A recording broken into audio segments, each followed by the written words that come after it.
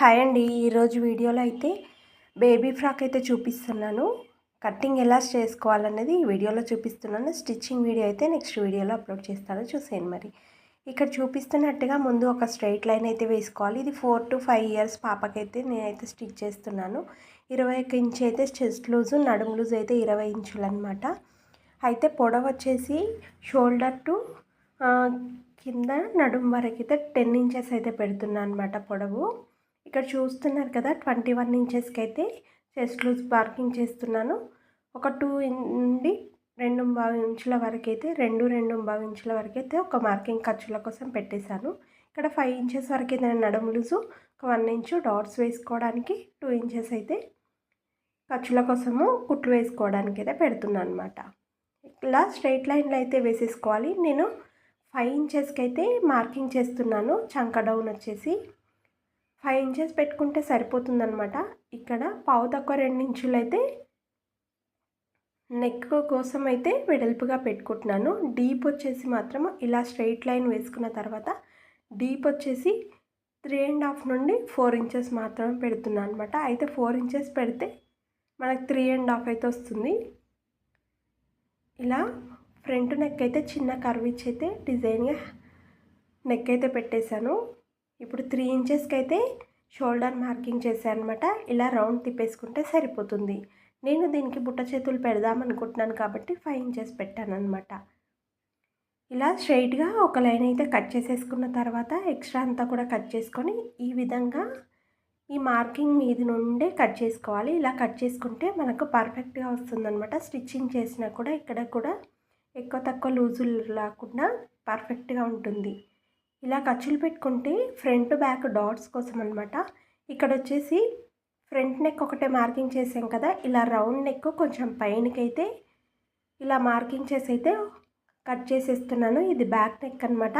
అందులోంచి ఒక పొర తీసేసిన తర్వాత బ్యాక్ లేయర్ తీసిన తర్వాత ఇలా ఫ్రంట్ అయితే నెక్ కట్ చేసి అయితే పెడుతున్నాను. చూసారు కదా, ఇదైతే ఫ్రంట్ పార్ట్ అనమాట. బ్యాక్ పార్ట్ ఎలా విడ తీసుకోవాలన్నది ఇక్కడ చూపిస్తున్నాను. సెంటర్కి అయితే మనం ఫోల్డింగ్ చేసాం కదా, ఆ మార్కింగ్ ప్రకారం అయితే ఇలా కట్ చేసుకుంటే రెండుగా విడిపోతాయి అన్నమాట. 1 ఇంచ్ ఎక్స్ట్రా పెట్టేసుకొని ఉక్స్ కాజాలకైతే ఇలా ఫోల్డింగ్ అయితే చేసుకోవచ్చు. కానీ దానికి ఎక్స్ట్రా యాడ్ చేసుకోవడానికి క్లాత్ అయితే నేను కట్ చేసుకున్న తర్వాత స్టిచ్చింగ్ వీడియోలో అయితే చూపిస్తాను, చూసేయండి.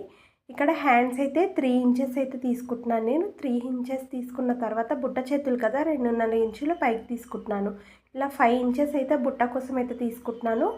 జస్ట్ ఇలా కర్వ్ ఇచ్చిన తర్వాత ఇక్కడ చూపిస్తున్నట్టుగా ఒక 3 ఇంచుల వరకు అయితే ఇలా మార్కింగ్ అయితే చేసేసి జస్ట్ కర్వ్ లాగా హ్యాండ్ షేప్ అయితే కట్ చేసేస్తున్నాను.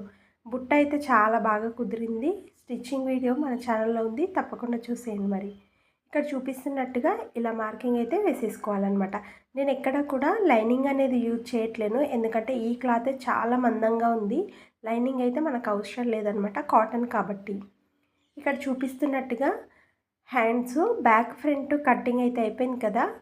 ఇక్కడ ఉన్న క్లాత్ని అయితే ఒకసారి నేను చెక్ చేసుకుంటున్నాను. అంటే నాకు కావాల్సినది 25 ఇంచెస్ అనమాట. బాడీ ఫుల్ మెజర్మెంటు మోకాళ్ళ కింది వరకు అయితే ఫ్రాక్ వస్తుంది కదా, అలా అని చెప్పి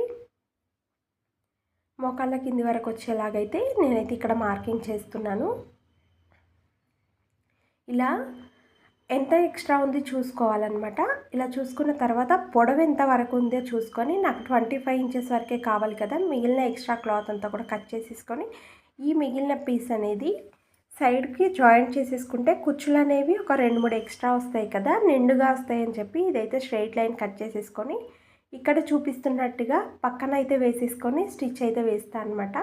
జాయింట్ చేసేసుకొని మనము కుచ్చులు అనేది కలిపేసుకుంటే పెట్టేసుకుంటే సరిపోతుందన్నమాట. ఇక్కడ చూపిస్తున్నట్టుగా జాయింట్ అయితే చేసేసుకోవాలన్నమాట. ఈ విధంగా ఫ్రాక్ అయితే స్టిచ్చింగ్ అయితే నెక్స్ట్ వీడియోలో ఉంది, తప్పకుండా చూడండి.